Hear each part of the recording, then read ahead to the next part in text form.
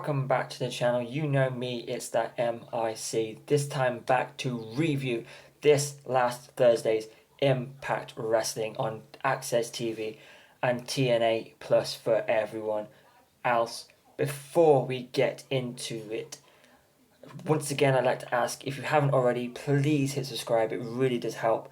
Follow me here, there, everywhere. Check out all the previous videos I've done.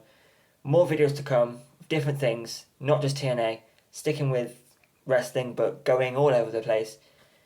So follow me, subscribe to me here, follow me on social medias, make sure you don't miss it, and drop a little comment on the video if you like it. If you don't like it, let me know. Let me know what you thought of this week's TNA Impact. But I guess we should just get straight down to it. It's certainly an interesting episode, and it kicks off in a way. If you're someone who likes to seek out spoilers for tapings, then of course you already knew. But I guess there's no way you could really have avoided this happening, or finding out that this happened during these TV tapings. Wasn't expecting to happen quite so soon, but we do kick off with X Division action with Leon Slater taking on Trey Miguel. What a match to start. Love Leon Slater, love Trey Miguel. Leon Slater is definitely a future X Division champion. Trey Miguel is one of the best in TNA and a great X Division champion. Want to see him get another run at some point down the line, and potentially a future world champion as well. Had you asked me that a few years ago, I would have said no. I don't think Trey can win the world title. But yeah, I'm glad I'm happy to be proven wrong on that point. Trey Miguel is fantastic. The match goes back and forth quite a lot. Both of them hitting out big moves. The Leon Slater hitting a tilt-a-whirl. I don't even know what it was. That cutter turning Trey in another direction. Mind-blowing. Kicking the living daylights out of each other. Both of them trying to go for big moves. Neither of them really hitting it. Of course, Wentz gets himself involved. Takes a few cheap shots at Leon. But Leon still manages to keep it going. Delivers a kick to Trey. Puts him down. Leon goes to climb the rope. But out comes NXT's Charlie Dempsey of the No Quarter Catch crew. Charlie Dempsey's crossed the line. Seemingly nobody knew who was going to be there. Well, kayfabe, no one knew who was going to be there. And attacks Leon, attacks Trey, attacks Wentz attacks the referee before the other referees come out and security comes out to stop him. This feels like an invasion.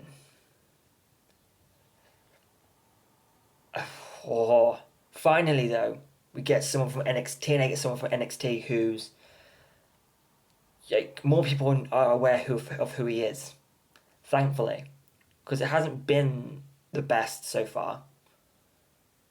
But now we're getting more and more into it. I mean, read into what you will with WWE trademarking the name Super Brawl. Read into that what you will.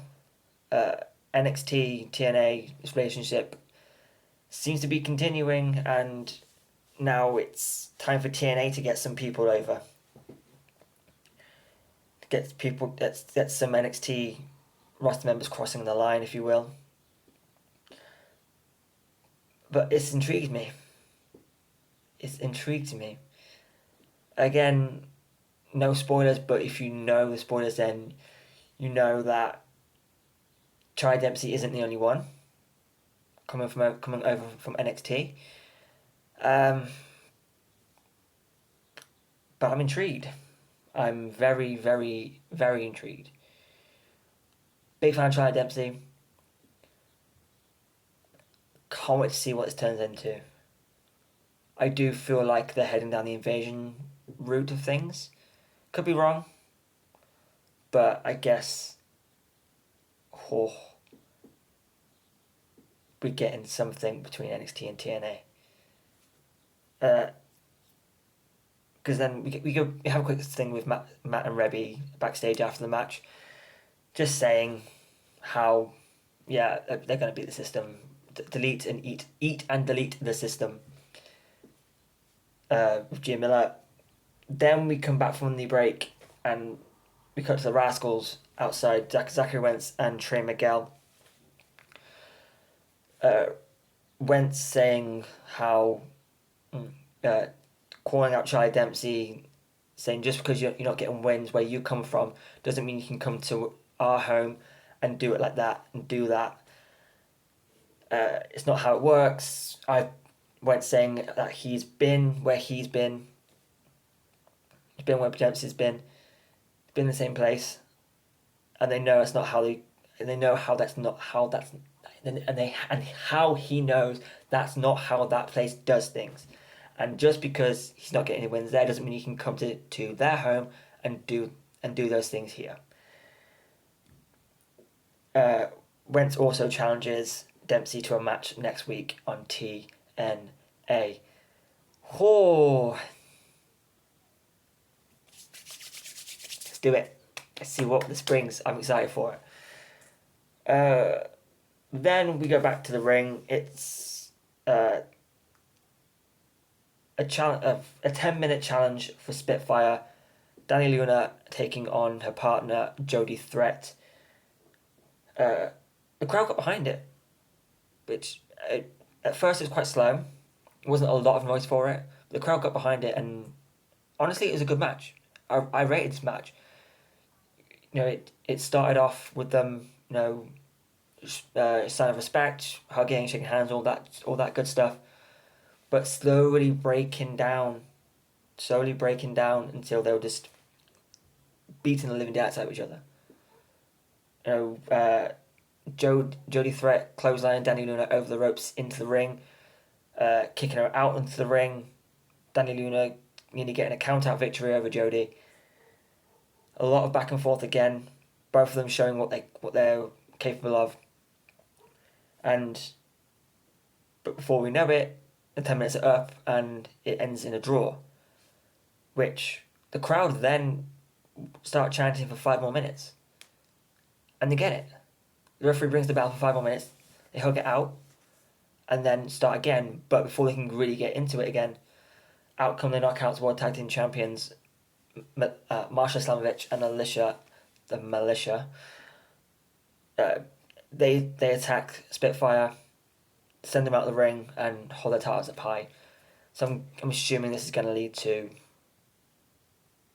Yeah, it's going to lead to the tag match between Spitfire and the Militia at Slammiversary, more like, which can't say I'm surprised over. As I said in the preview, there's not really any other tag teams that can challenge for these titles currently. But like I said, a fun match. However, that is a bit of a theme here, minus the main event, of no clean finishes, minus the main event. But we'll get more into that. But I did enjoy this match more than I thought it was going to. I like Dani Luna. I think, it's still early with Dani Luna. It is still quite early when it comes to Dani Luna, but I'm liking what I'm seeing. There's a lot there. Dani Luna is like, go and watch Dani Luna versus Alex Windsor from the Rev Pro Revolution Rumble in a dog collar match. Honestly, might be one of my matches of the year so far. Dani Luna versus Alex Windsor for the undisputed British Women's Championship in Rev Pro at the Revolution Rumble. Dani Luna versus Alex Windsor. Dog collar. Absolute banger. That's what Dani Luna is capable of. She's been showing it over here for years. And I'm hoping in the future, in the very near future, we get to see what Dani Luna can actually do on TNA TV. But as for the match, I rated it very good. and now it leads to Spitfire versus the Militia for the TNA Knockouts World Championship. Not official yet, but you have to imagine it will be very soon. Also during the match, we cut to backstage, picture backstage, and to Nick Nemeth, who was laid out on these steps backstage. We'll get into that a little bit after the main event because we get more information on it. But this time, I assumed it was the JDC, Johnny Dango Curtis, which I'm still getting used to saying that, or could have been someone from NXT, but I guess we won't know until it comes out. However, it does seem as though they've written Nemeth off because he's along with Ashbear Elegance and Alexander Hammerstone are currently in Australia for touring with WSW, where I believe Nemeth and Ash have won the WSW men's and women's championships. So TNA and WSW seem to have a good relationship. I wouldn't mind seeing more of it on the TNA Plus app, for instance, but I don't know how they're doing that. I need to try and check some of this out because WSW has been putting on some good stuff for a long time.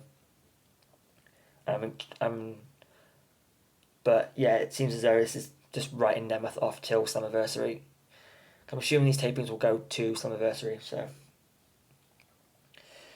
Then after the 10-minute challenge match, we go backstage to the X Division champion Mustafa Ali, who's approached the dictator of authority, Santino Marella. Ali wanting to withdraw his challenge to Speedball Mike Bailey, claiming that he got a little bit ahead of himself and didn't mean to challenge Speedball, but let his emotions get the better of him, and also claiming that Speedball hasn't earned a championship match against him, which Santino reluctantly agrees to, and announces there'll be a number one contenders match next week, which we now know will be Speedball taking on Jonathan Gresham, taking on Kushida in a triple threat match, which will be. Then we go to the first of two Road to Slammiversary qualifying matches. A few moments later. Mike Santana taking on Frankie Kazarian, ending in a count out through interference by the JDC Johnny Dango Curtis. Up until that point, I was really enjoying this match. Once again, both looking really good in this match. Santana is incredible. Of course, so happy he's back. Still able to do the stuff he used to do before he left, but just jacked and looking good whilst doing it. You can tell he just wants to focus on being TNA World Champion, as does the King of TNA, Frankie Kazarian. Kazarian on a tear at the minute. I'm all here for this match. So it seems as though it was Santana that Moose was concerned about leading into these Road to Slammiversary qualifying matches. Hence why JDC interfered. But like I said, up until that point, it really looked as though Santana was going to get the win, hitting the rolling buck 50. But then, the JDC comes out, grabs Santana by the ankle, distracts him. Still not enough. But when Santana dives to the outside and takes out Kazarian, JDC takes the opportunity and pushes Santana into the turnbuckle post, into the post, and busts Santana open. I was really enjoying it. I'm not a fan of that ending, as is the case for most of this show, but still a very good show. And now Kazarian is now in the Slammiversary 6-way elimination match for the TNA World Championship. and just already a banger before we get to the main event. Then after this match, we get a little video package from the ABC who challenge the system. Call the system out. So this is more like going to lead to the ABC versus the system for the TNA World Tag Team Championships at Slammiversary. That quickly followed up with that when Dr. Ross is back. He has to go and break the news to update PCO on Seth Delander's condition. PCO is already in the medical room with Steph Delander, and it seems as though PCO is using some of the electricity in his body to revive, or using his heart. I don't know, but using something on his body in the chest anyway, to bring Steph Delander back around. Okay, let's see where this goes. Then before we go back to the in-ring action, we go back to First Class. Rich Swann and AJ Francis. AJ Francis, the digital media champion and the international wrestling heavyweight champion. AJ Francis. Francis is bragging about where he's taking the title, where he's taking Bay. Says that he dealt with PCO and that he's a fighting champion. He'd defend the title. Santino hears this, comes over and lets AJ Francis know that next week he'll be defending the Digital Media Championship against an opponent of Santino's choosing, and also lets Francis know that at Slammiversary he will be facing PCO. Or Pico. There we go, Pico. So let's see what they do with that match. I'm kind of hoping for at least maybe not Monsters Ball, because I don't know, has there been that many recently? It can't just be a standard one-on-one match between PCO and AJ Francis. So it'll be interesting to see what they do with it.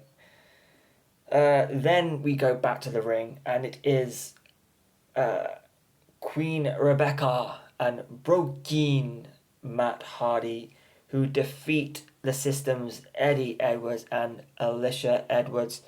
The ride or die. Not my favourite match. I don't know. I just wasn't that into it. Maybe I don't want to be negative for the sake of being negative, but I didn't enjoy it. But it felt a bit slow. I get it. Rebby hasn't been in the ring in 4 years. I was kind of hoping for a bit more back and forth between all four of them, but instead they seem to just tag out whenever their spouse is tagged out.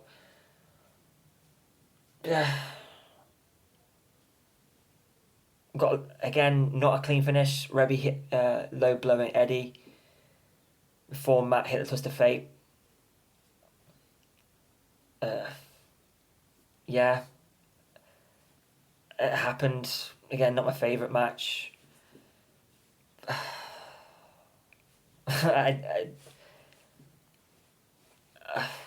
It's fine.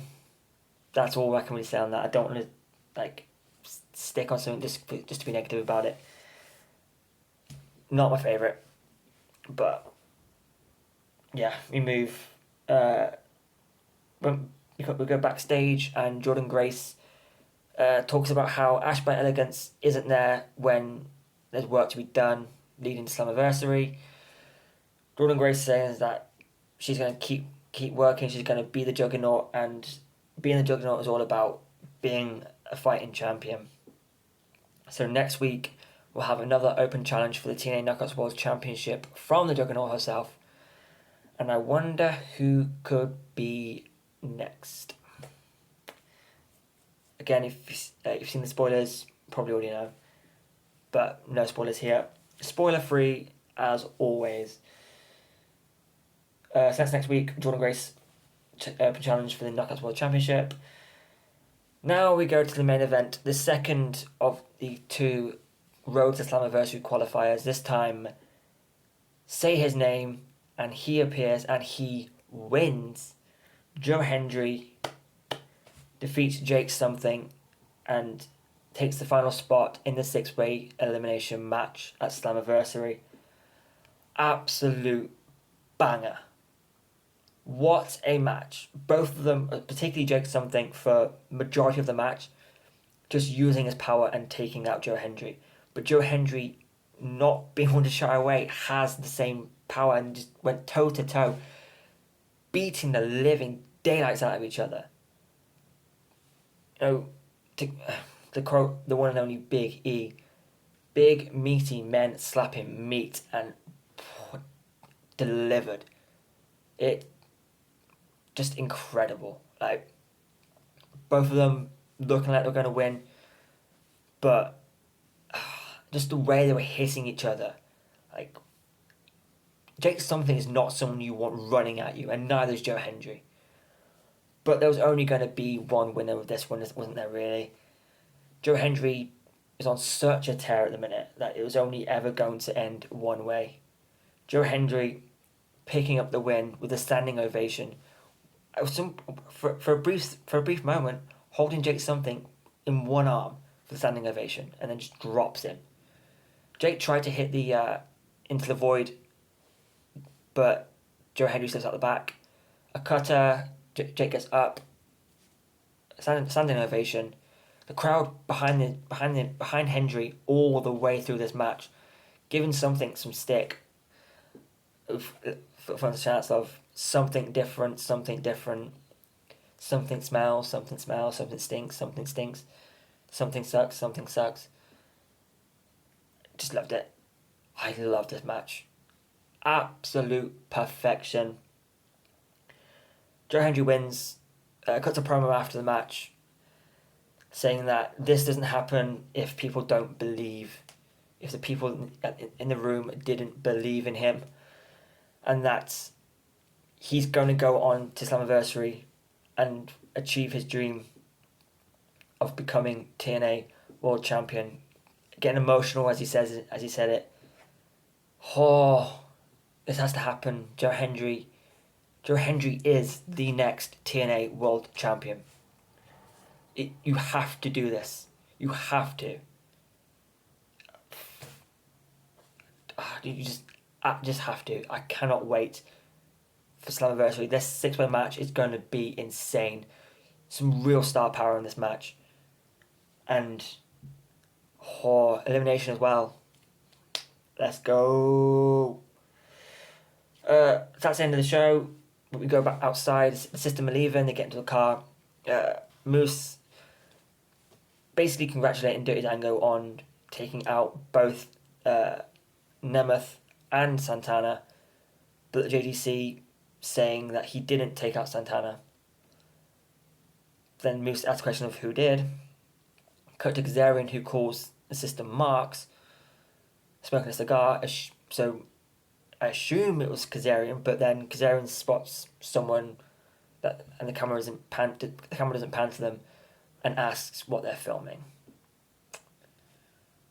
Wonder who that could be. But that's another Impact. I've been the MIC. Let me know what you thought about this week's show. Let me know what you thought about what your feelings are on when it comes down to endings that aren't the cleanest, especially when they're one after the other. Like, you get 2 no contests, a disqualification, a low blow, all in one show. Let me know what you think about Charlie Dempsey in TNA, where you think it's going to lead to. I'm going to do a video on NXT and TNA, what's happening, what's happened so far, what could happen, and just have some fun with it. But as I said at the start of the video, if you haven't already, please hit subscribe. Follow me here, there, everywhere. Until next time, I've been the MIC. Goodbye, my friends.